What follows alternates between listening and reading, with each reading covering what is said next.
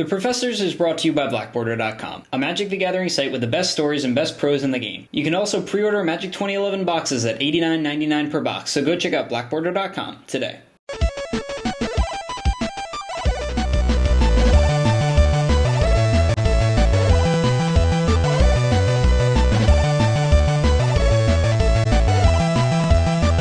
Hello everybody and welcome to another special edition episode of The Professors. In this episode we'll go over the newly released Duels of the Planeswalkers decks taken from the Xbox games, their initial development, aesthetics, and the potential value of the product. So let's draw.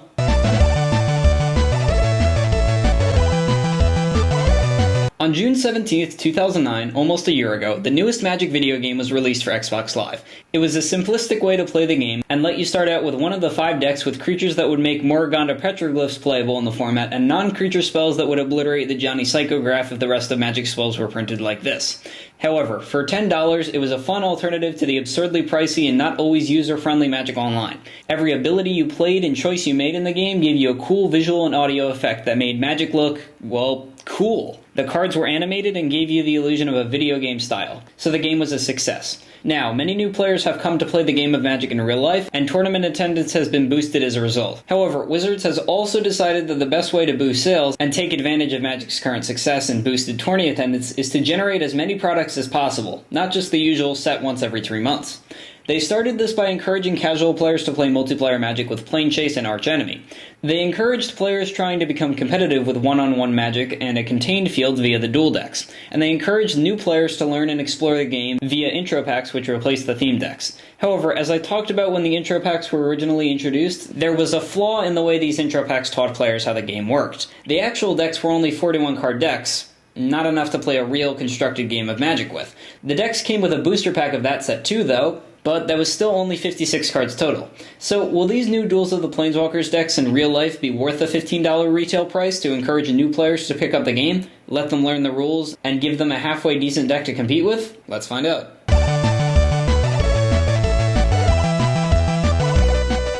Is this real life? Yes, David, this is in fact real life. WotC has actually decided to print these 5 60-card decks from Duels of the Planeswalkers, including 1 foil rare card, add a pack of Magic 2010, and pawn them off for $15. Good idea? Well, I can't say it is. For tournament players, you only get a deck of 55 random commons and uncommons, only about 40 of which are in standard, and only about 5 of which will ever see tournament play. They also include 5 rares though, so that's money, right? Well, no. The foils for the 5 decks are Denizen of the Deep, Verdant Force, Ascendant of Inkar, Immaculate Magistrate, and Kamal Pitfighter, all of which are worth less than the foily paper they're printed on.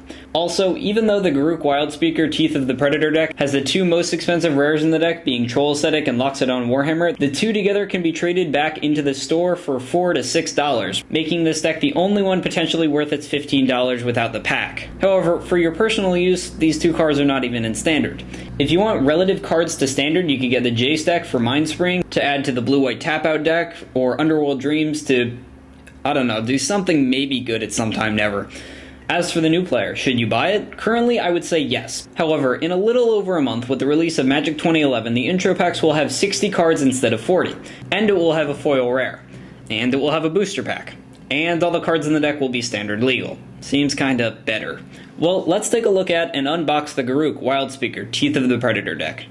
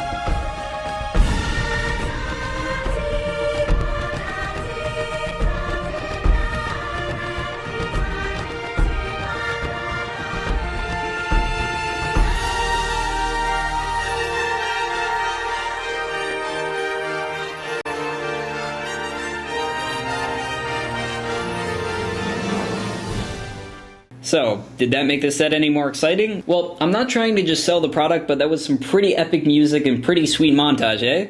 Huh?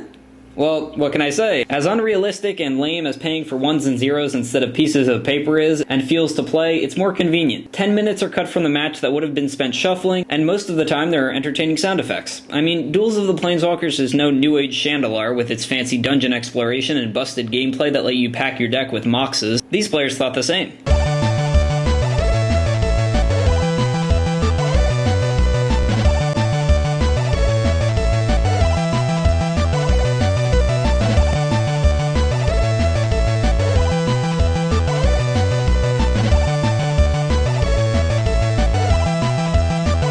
In addition to these, the deck includes the basic how to play guide and the list of cards in all the DOTP decks, and the generic artwork. So what do you guys think? Is there much to this product? Is it worth it to pick one up if you're a tournament player? For a new player to teach them how to play? Is it only for the player entering the game through the Duels of the Planeswalkers game? Would you like to see product reviews like this in the future? And if so, what of? Let us know your thoughts. So until Saturday, when we take a look at the newest M11 spoilers and Rise of the Eldrazi's various draft archetypes, this is Anthony Palmario. On behalf of the Professors, we're tapped out for now, but we'll untap soon.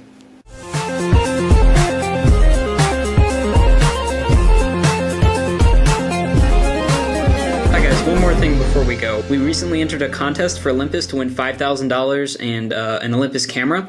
If you vote for us, it'll help us make really awesome new stuff for the show, as well as a main project that I'll be working on throughout the summer, whether we win the contest or not.